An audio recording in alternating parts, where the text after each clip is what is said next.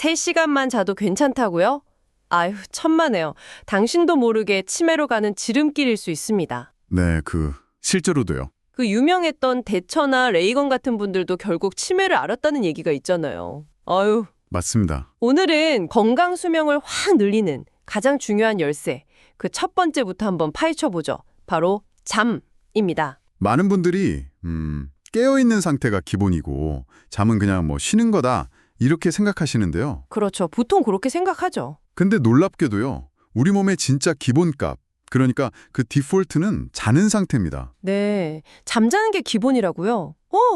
그건 진짜 새로운 관점이네요? 네, 잠은 단순 휴식이 아니에요. 생존과 건강을 유지하는 아주 핵심적인 뇌 활동이거든요. 치매 위험뿐만이 아니에요. 면역력 떨어지는 거, 암 발병 가능성 높아지는 거, 그리고 사망 원인 1위인 심혈관 질환 위험 증가하고도 아주 명확한 연관성이 있습니다. 수많은 연구로 증명된 사실이에요.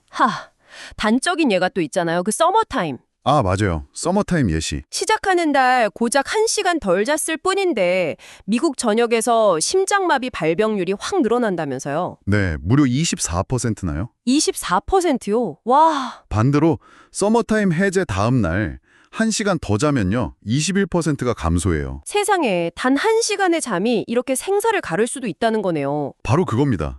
그리고 잠은 성과하고도 바로 연결돼요. 성과요? 네, 미국 고등학교 등교 시간을 1시간 늦췄더니 학생들 SAT 성적이 올랐다는 그런 연구 결과도 있어요.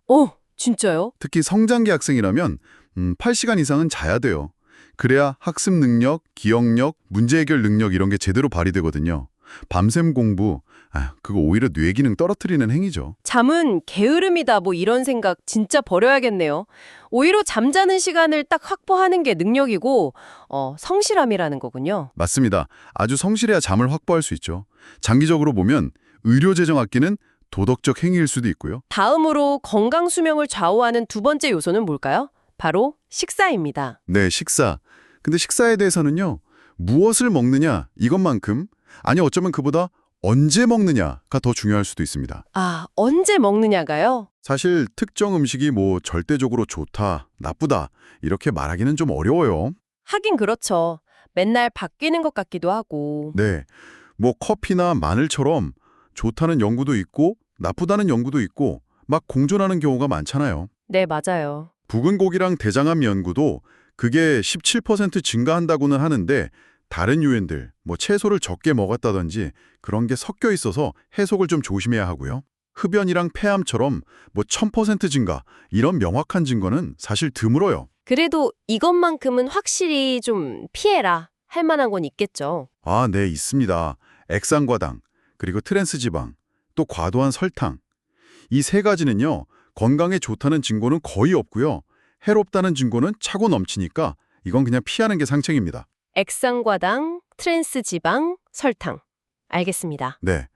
근데 이런 거 외에 무엇을 먹을까 너무 고민하기보다는 혈당 스파이크라고 하죠. 식후에 혈당이 갑자기 확 치솟는 거. 이걸 막는 게 훨씬 중요합니다. 혈당 스파이크요? 그걸 어떻게 막을 수 있죠? 의외로 간단한 방법이 있어요. 식사 순서를 바꾸는 것만으로도 효과가 꽤 큽니다. 순서요? 네. 채소 먼저 드시고요. 그 다음에 단백질이나 지방, 맨 마지막에 탄수화물 이렇게 드셔보세요. 혈당 상승이 훨씬 완만해져요. 그리고 흰쌀밥 대신 현미밥 먹는 것도 도움이 되고요. 근데 더 중요한 건 언제 먹느냐예요. 또 나왔네요. 언제. 식사 시간이 중요하다는 거죠. 예를 들면요. 잠들기 최소 4시간 전, 이상적으로는 한 6시간 전에는 식사를 끝내는 게 좋습니다. 6시간 전이요? 밤 10시에 잔다면 저녁 6시 이후로는 금식. 그렇죠. 위가 좀 비어 있어야 숙면을 취할 수 있고 잠의 질 자체가 높아지거든요. 야식은 말할 것도 없이 최악이고요. 야식은 정말. 네. 그리고 아침 식사요. 꼭 챙겨 먹어야 할까요? 네, 아침은 먹어야 되는 거 아니었어요? 오히려 기상하고 나서 한두 시간 정도 공복을 유지하고 가능하다면 아침은 거르는 편이 건강에 더 이로울 수 있다는 연구들이 많습니다. 아침을 걸으라고요? 이건 진짜 기존 상식이랑 완전 다른데요? 네, 저녁 식사 마치고 다음날 점심 먹을 때까지 한 16시간에서 17시간 정도 공복을 유지하면요.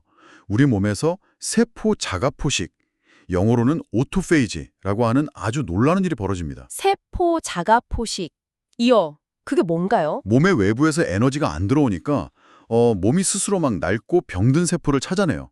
그래서 그걸 분해해서 에너지원으로 재활용하는 거죠. 와, 세포를 스스로 청소하고 리모델링하는 거네요. 네, 맞아요. 일종의 세포 대청소자, 리모델링. 그래서 몸이 더 젊어지는 효과가 있어요. 운동을 꾸준히 하면 이게 12시간 공복 후에도 시작되는데 안 하면 36시간 걸릴 수도 있고요. 와, 단식이 세포를 청소하고 젊게 만든다니. 이거 정말 흥미로운데요. 자, 그럼 건강 수명의 마지막 퍼즐 조각은 뭔가요? 바로 운동입니다.